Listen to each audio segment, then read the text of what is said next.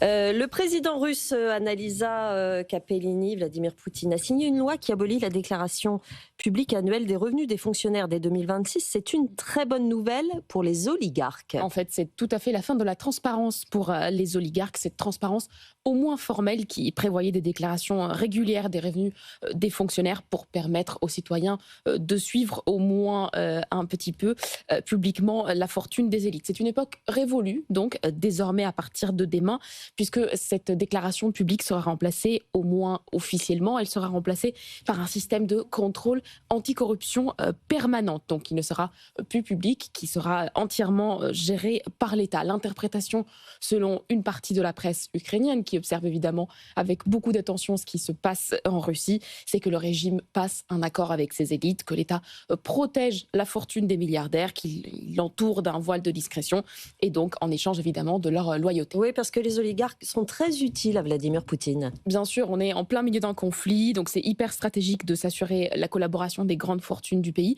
Il y a une scène qui nous explique à quel point Poutine mise sur ces oligarques. Elle se passe début 2022, donc quelques heures après l'invasion de l'Ukraine, fin février. Poutine choisit de réunir toutes les principales fortunes du pays pour s'assurer de leur collaboration, pour leur dire que oui, leur fortune va subir quelques secousses, effectivement, avec ce conflit, mais qu'il a quand même besoin de leur fidélité, de leur présence à ses côtés. Oui, effectivement. Et pour autant, il n'y a pas beaucoup de place pour la contestation en Russie pour les oligarques. C'est pas équilibré comme relation. Non, en effet, il n'y a pas beaucoup de place pour la contestation. Je vous fais un exemple parmi plein d'autres. C'est celui d'Oleg Tinkov, donc un milliardaire du secteur bancaire qui était propriétaire de la banque Tinkoff de son nom et qui avait osé critiquer sur Instagram l'invasion de l'Ukraine. Eh bien, Tinkoff a vu en quelques jours seulement sa banque rachetée de force. Il a été obligé de quitter le pays en perdant au passage près de 9 milliards de dollars. Donc, quelques conséquences tout de même. La plupart des oligarques, du coup, voyant cela, ont choisi de faire profil bas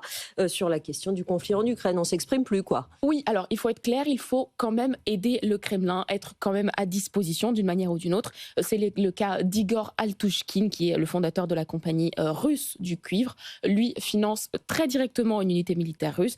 C'est le cas d'Andrei Bokharev, lui aussi milliardaire. Il est président du plus grand fabricant d'équipements ferroviaires. Lui, il aurait même sa propre milice. Il finance lui aussi l'armée russe. Donc pourtant, tous ces milliardaires, ils choisissent plutôt de rester discrets pour protéger leur fortune, voire leur liberté, voire même leur vie dans certains cas. Et puis, c'est aussi du donnant-donnant. En fait, s'ils sont fidèles au régime, s'ils font profil bas, ils peuvent même tirer parti du conflit. La preuve, cette année, dans le classement Forbes qui liste les grandes fortunes, il y a 140 milliardaires russes. C'est un record et leur fortune cumulée s'élève à 580 milliards de dollars.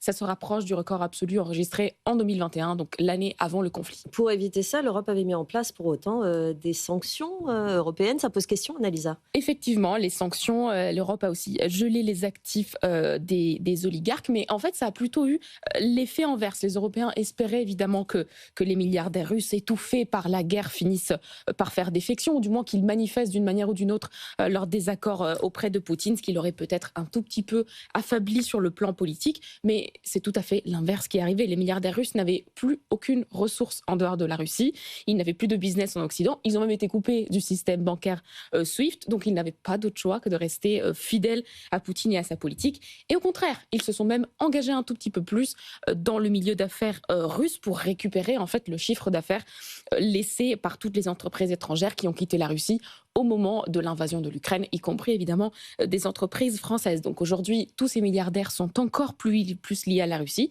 encore plus dépendants qu'ils ne l'étaient avant la guerre.